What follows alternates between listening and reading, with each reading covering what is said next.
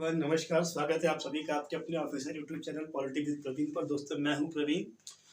दोस्तों, वीडियो 2018 परीक्षा और इसके अलावा जितने भी वनडे एग्जाम हैं, वो आपका लेखपाल की बात करूं, मैं यूपीपी की बात करूं, इन सब के एग्जाम आपके कंटिन्यूसली होना है। इनको पता है कोई भी डेट नहीं है। ये वीडियो 2018 के लिए भी कोई भी स्पेशल डेट अनाउंस नहीं हुई है।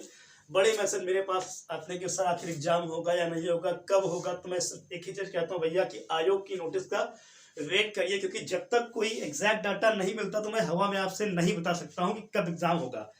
हम लोग आयोग की गतिविधियों को पे नजर रखते हैं। आयोग जैसे ही कोई ना कोई टिप्पणी करता है तुरंत आपको सूचित किया जाता है। तो अभी आयोग ने ऐसा कुछ किया नहीं है, और जहां तक मुझे लगता है कि बीइंग अ टीचर आपको फॉल्स या फेक न्यूज देना सही नहीं, तो मैं वो देने वाला नहीं हूं आपको। हाँ, एग्जाम होगा, इतना मैं पूरे विश्वास से कह सकता हूँ। खैर, तो मैं हिंदी की सीरीज चला रहा था। हिंदी की सीरीज में आज ये तीसरी सीरीज है, जहां हम बात कर रहे हैं आज कर्मधारय समाज की और दिव्य समाज की। तो सबसे पहले देखिए कर्मधारय समाज क्या होता है। बहुत सिंपल सा तरीका मैंने आपको उस दिन बता दिया था समाज को समझने का। अगर वो चार्ट जो मैंने मेरी क्लास पढ़ी हुई है, पहली क्लास, अगर उस पहली क्लास में जो चार्ट पड़ा हुआ उसका स्क्रीनशॉट आपने ले लिया और उस स्क्रीनशॉट को आपने लर्न कर लिया, तो दुनिया भर की कहानी आपको लर्न करने की आवश्यकता नहीं है। लेकिन फिर भी क्योंकि बहुत सारे अपवाद है, बहुत से एक्सेप्शन है, तो वो पढ़ना आपके लिए मैंडेटरी होता है। चलिए शुरू करते हैं आज की क्लास। आपके बोर्ड पे लिखा हुआ कर्मधारय समाज, लिखा है कि कर्मधारय समाज में एक पद उपमेय था, दूसरा उपमान होता है। यानी एक पद संज्ञा और दूसरा उसकी विशेषता बताता है, ऐसे ही बोल सकते हैं। विशेषण विशेष दोनों पाए जाते हैं, है ना। ध्यान रखिए, जैसे मैंने बोला कि स्त्री रत्न, अब यहां लिखा स्त्री संज्ञा, स्त्री रूपी रत्न। तो स्त्री की तुलना किससे की गई है? रत्न, है ना। मेरी बात समझिएगा। श्याम सुंदर, श्याम है जो सुंदर, तो श्याम की विशेषता क्या है? सुंदरता। मैंने वही बताया कि एक पद पे दूसरा उपमान होता है। उपमान सदैव बड़ा होता है, ये आपको ध्यान रखना है। चंद्रमुख, चंद्र रूप की मुख, यानी उसका मुख कैसा है? चंद्रमा के समान।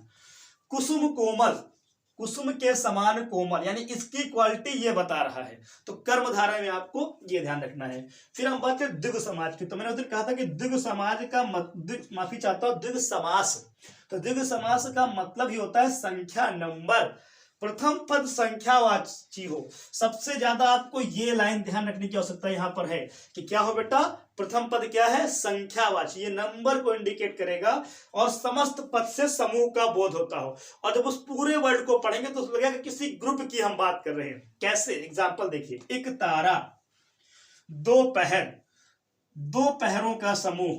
अब देखिए, इन्होंने बोला कि समस्त पद से समूह का बोध हो, तो समस्त पद हमने पढ़ा दोपहर, दो पहर है, लेकिन एक ही को पढ़ के लग गया कि दो पहरों का समूह है। चौराहा, चार राहों का समूह। चारपाई, चार पाओ का समूह। चतुर्वेद, चार वेद। त्रिभुवन, तीन भवन। दुवन्नी, आप बचपन याद करिए ना, चमन्नी, दुवन्नी, अठन्नी सब चलता था, अब तो नहीं चलता है ना। सतसई, 700 दोहे। नवरात्रि, 9 दिन की, 9 रातों की बात की हमने। और सप्ताह, 7 दिनों का समूह। अब देखिए, 9, सप्त, शव, चार, चतुर, त्रिभुवन, द्वन्नी, ये सब क्या है? ये आपके संख्या को इंडिकेट कर रहे हैं। लेकिन यहां पर भी ध्यान रखने की योग्य बात क्या है कि सभी संख्यावाची द्विगु नहीं होते हैं। 1 से 10 तक, जहां पर 1 से 10 तक की संख्या आएगी वो क्या होंगे बेटा? आपके द्विगु समास होंगे। लेकिन जब नंबर आपका 11 से 18 आएगा तो वो हो जाएगा द्वंद्व समास। क्यों? जैसे आपने लिखा 12, तो लिखेंगे 10 और 2, तब 12 हुआ ना, तो और बीच में आ गया, ठीक, तो इसलिए द्वंद्व समास हो गया। 19 जो वर्ड होता है आपका, 11 से 18 द्वंद्व, और 19 जो है वो अवयवी भाव समास है। क्यों? कि स्टार्टिंग में क्या लिखा है? उन लिखा है। और मैंने जब अवयवी समास बताया तो मैंने अवयवी भाव समास बताया तो मैंने बताया था कि ये अपरिवर्तित रहता है। तो ये एक्सेप्शन आपको याद रखना है। कर्मधारय में जितनी उपाधियां हैं वो सारी कर्मधारय समास में होती है। अब यहां से आपको ध्यान रखने की बात क्या है?